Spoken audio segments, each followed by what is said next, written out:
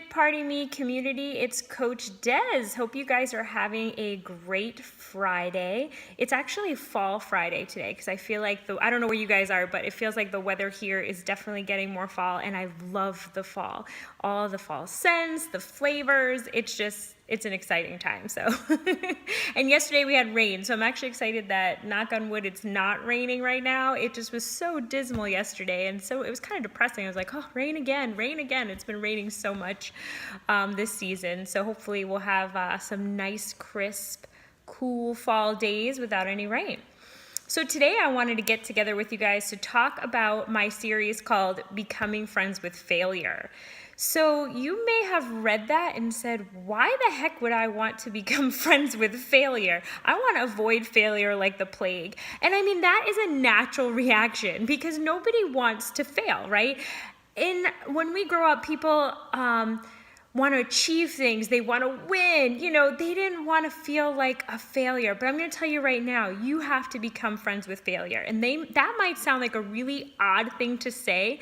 So let me go back and explain to you exactly what I mean. So we have to go really back. We have to go back when Coach Des was a little Des. So here's like my flashbacks, sequence, okay? Going way back. I'm not gonna tell you how far back, but we're going back. Okay, so when I was a younger self, I loved basketball. So my favorite basketball team was the Chicago Bulls. And my favorite basketball player, I mean, that should have been a dead giveaway right there, but my favorite basketball player was Michael Jordan, the great Michael Jordan.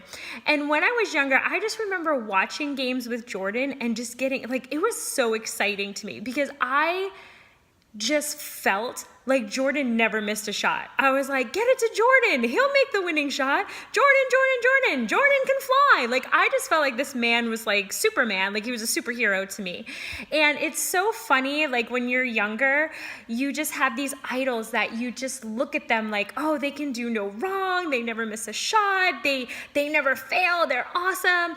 But let me tell you, when I got older, I found this quote by Michael Jordan, and it really surprised me. And I'm going to read it to you.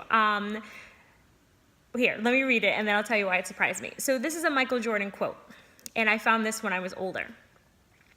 I've missed more than 9,000 shots in my career. I've lost almost 300 games, 26 times.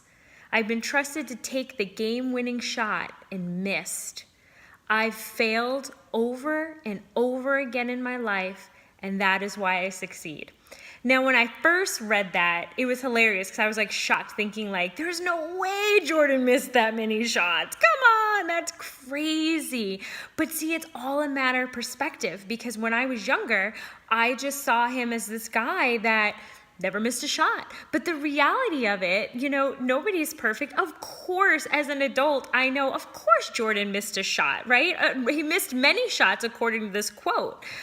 But he tried over and over again, and that's why he succeeded. Could you imagine if Jordan let the failures get to him? If he said, oh my goodness, I miss shots, I'm terrible, I'm a failure, I can't do this, and he quit and gave up? I mean, I couldn't imagine that, but that could have happened. That could have been a scenario. Think about your own life. How many times you may have tried something and failed and said, oh, I'm not trying that again, right? Think about all those times. Or maybe there was things that you said, oh, I'm not going to try that at all because I know I'm going to fail, right? We've all been there. We're all guilty of that.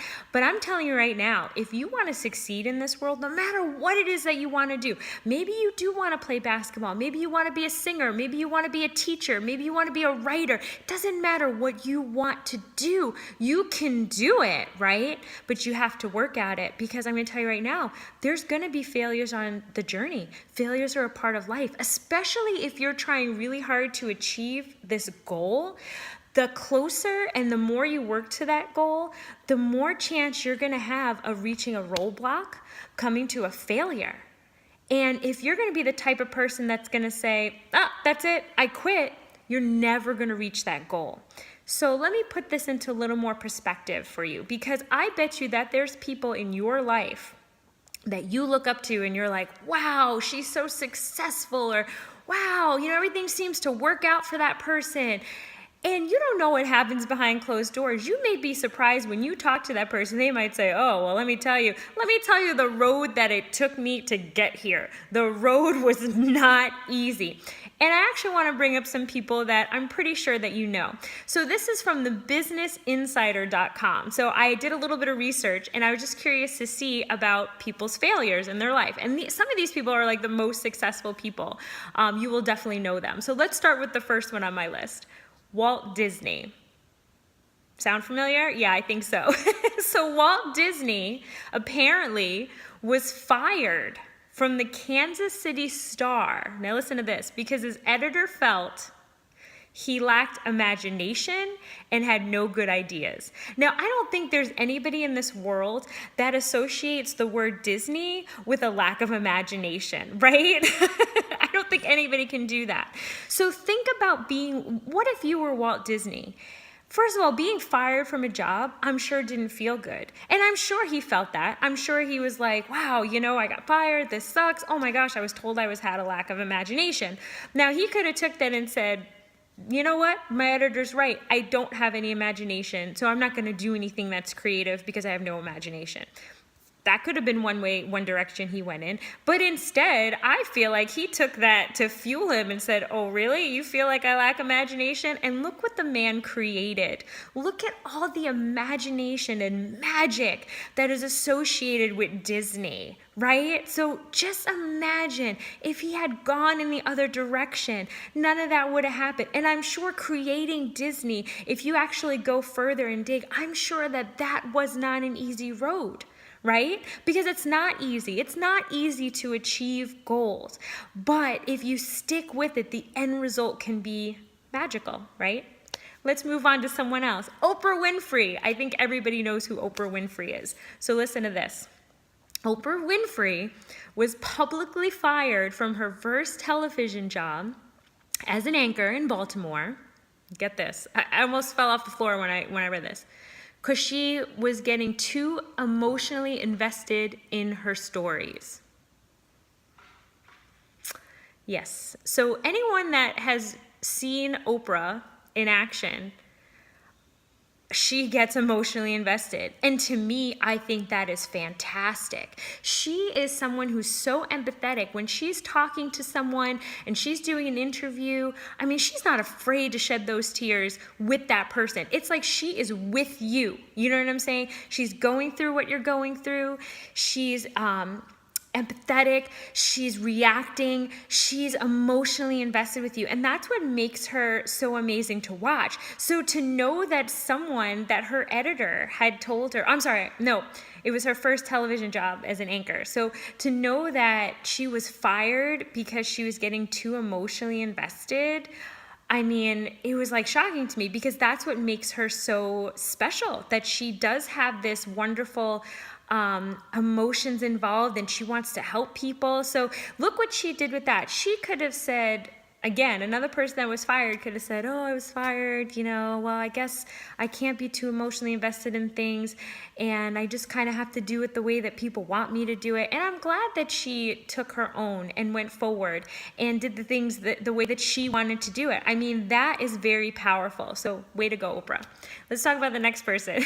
Thomas Edison. So Thomas Edison, his teachers told him he was too stupid to learn anything. I think I have nothing more to say about that, because if you know Thomas Edison, this man invented so many different things. I mean, obviously, he's not too stupid. I mean, we don't know the circumstances. Maybe he had some trouble in school, but that doesn't mean that someone's stupid, right? So a teacher should never tell someone, hey, you're too stupid to learn anything. You're too stupid to amount to anything. I think a person that is teaching kids, if they would ever say that to a kid, they shouldn't be teaching kids, right? Because I feel like every person has potential, okay? You just have to tap into it. It's a teacher's job to tap into that person's, potential, right? So Thomas Edison, apparently he was too stupid to learn anything, but invented so many amazing things that we use today. Love it, love it. Okay, let's talk about J.K. Rowling. Now, if you're not familiar with the J.K. Rowling name, How about Harry Potter? Yes, J.K. Rowling is the author for Harry Potter. Everybody has heard of Harry Potter. Everybody knows Harry Potter. If you didn't know who wrote it, it's J.K. Rowling. So J.K. Rowling was a single mom living on welfare when she began writing her first Harry Potter novel. So here's a woman who, was on welfare and probably said to herself, you know what, we're going to start writing some stuff. But let me tell you, she wrote Harry Potter. This woman has wrote pretty much an extremely successful book that I think most of us read. Even if you're an adult, I feel like you can read Harry Potter, right? So she wrote this series, which I think is amazing, creative, magical in itself.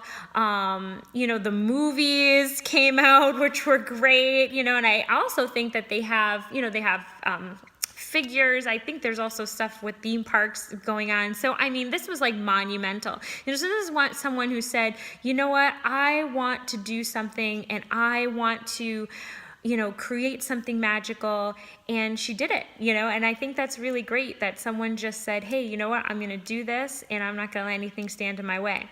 The last person I want to talk about today is Mr. Stephen King, in honor of October, October Halloween time, because we all know Stephen King writes all of those crazy horror thrillers, like all this crazy stuff. The Man from Maine, right?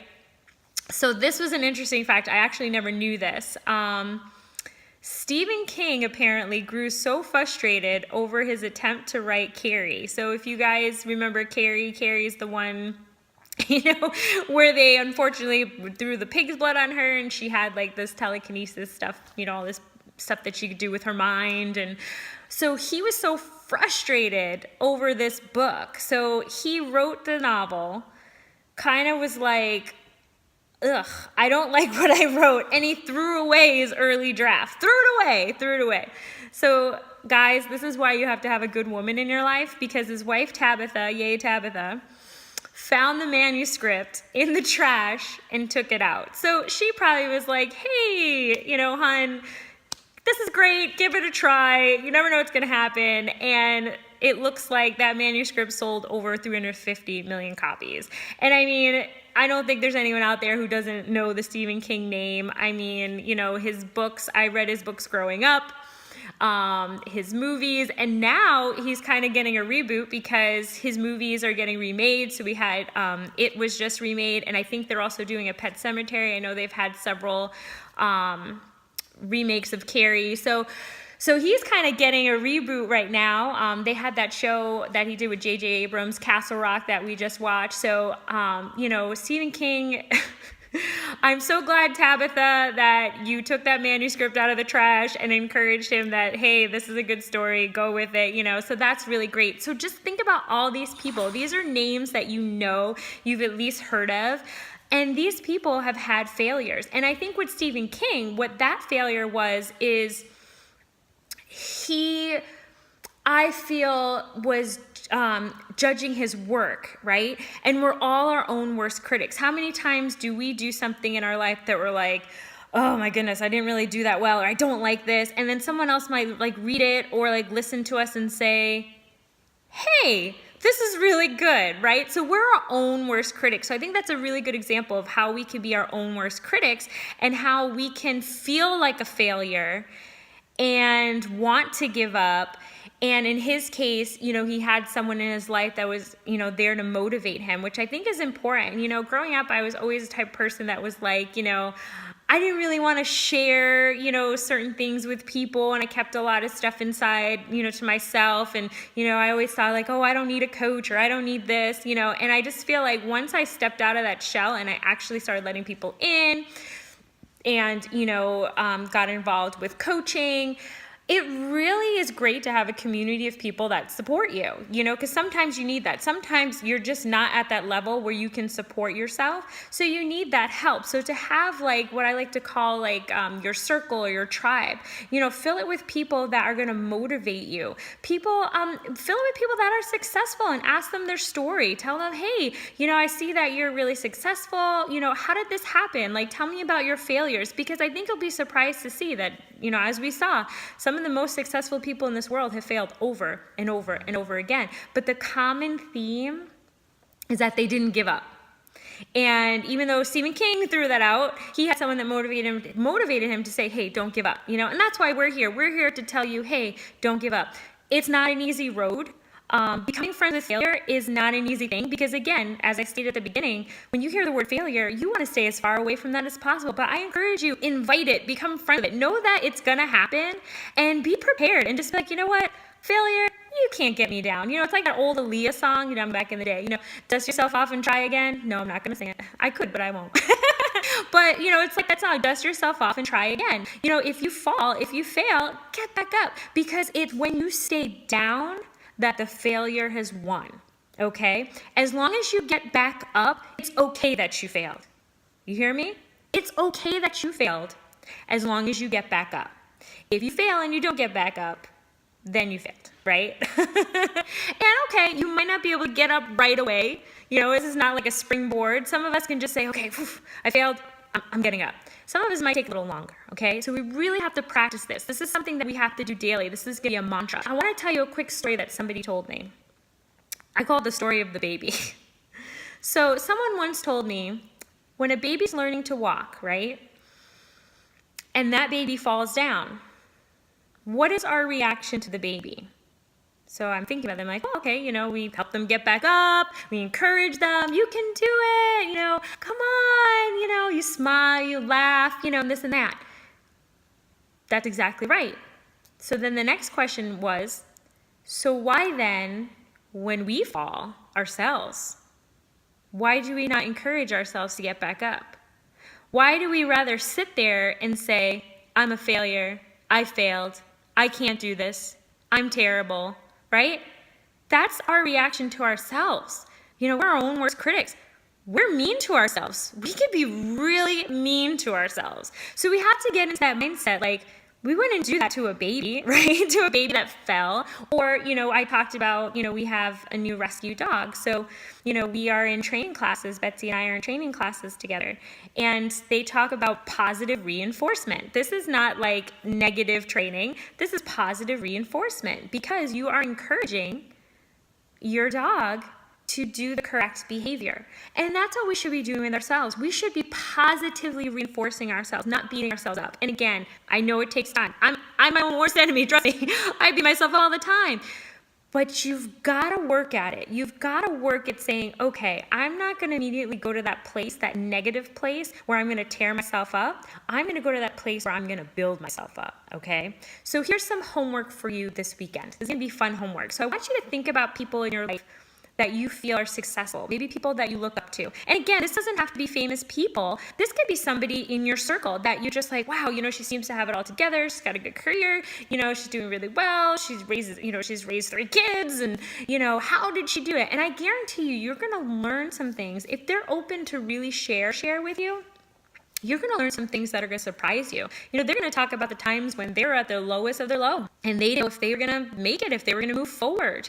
Some of this stuff's going to surprise you. So sometimes our perception, I always tell people, don't compare your journey to someone else's because we might be looking at other people thinking, oh, I wish I was her. I wish I had what she had, and you don't know what happens behind closed doors. Each of our journeys are different. Sometimes we might get frustrated that someone might seem further along on their journey than we are. It's okay. It's okay because, again, we all have unique journeys and there is a reason for it. There's a reason why it might take you longer because maybe those experiences are the experiences that you need, that you are meant to have to make you stronger when you reach that goal. Okay? Did you hear that? So every experience you have is the experience that you're meant to have. Your journey's not going to look like everybody else's. Your road's not going to look like everybody else, But what we can do to prepare for that, to prepare for the times when we may fail or we may hit a roadblock, is becoming friends with failure. So the first thing I want you to do, like I said, find someone that you look up to. It could be someone, maybe it's someone that, is a mentor or a teacher or even one of us, a coach, and find out about their life and their struggles and how they got through it. That's going to help you connect with someone that's been there, done that. If you're feeling like, I'm not sure how to get there, how to do this, how to overcome, speak to the people that have overcome, right? So that's your first thing. Second thing, I want you to sit down and make a list of all the positive things about you. Are you cringing? I saw it, you're cringing. Isn't it easier to make a list of the negative things than the positive things? What everybody tells me. Again, positive things, all the positive things about your life, every little detail that you feel is a positive thing, okay? And I want you to take that list, and every morning I want you to read that list. I want you to read it. I want you to drill all those positive things in your head, because a lot of times we focus more on what we don't have, the negative things, than we are focusing on what we have right in front of us. So I want you to make that list. And if you're having a hard time making a list, because again, we're all at different levels in our journey, you might be at the level in your journey where you're like, you know what, I really don't like anything about myself. I'll tell you right now, you're going to know someone in your life that likes a lot of things about you. Okay?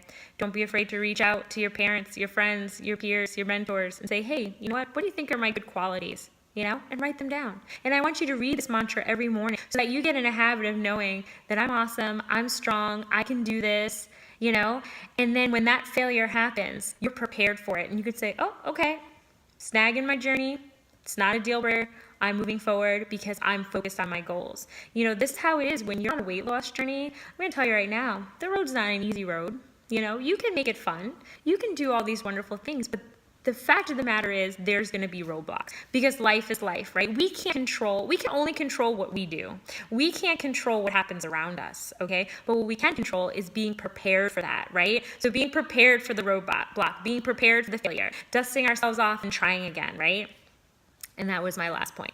Dust yourself off and try again. It's okay to fall. Remember that baby. We don't yell at the baby, oh, I can't believe you fell, you're stupid. We don't say that. We would never say that. So why do we say that to ourselves? So when it happens, I want you to encourage yourself. And again, different points in our journey. If you're not strong enough to encourage yourself, get a strong circle, find a coach. That's why we're here, because we can see those things in you that you might not be seeing yet. And I always talk about, my coaching always talks about unleashing the power within. Every single person, right, that I coach has a power within. It may be a different power than someone else, but it's there, and you have to unleash it. And you might not be strong enough at this time to unleash it. And that's why we're here, to show you, hey, this is the power. This is what you can do. This is how you can unleash it and feel amazing about yourself every single day. Because that's what it's about. It's about feeling good. Feeling good, doing, spreading good, right? Great. So I hope you really enjoyed this session. As I said, become friends with failure. Work on that homework this weekend. And I'll tell you, these things are going to help you through those failures, and it's going to make you stronger. And, you know, sometimes you can take what people say. Like we talked about some critics on here, you know, telling Disney he lacked imagination, telling Oprah she was too emotionally invested in her stories, Thomas Edison telling him he was too stupid to learn anything, you know, Stephen King getting frustrated with himself, beating himself up over his novel, right? Use that to fuel you to reach your goals. Show them that you can do it, that they don't control your destiny. They don't control you. Those are just words. You control your destiny, okay? I hope you guys have a great day, and I will see you next time.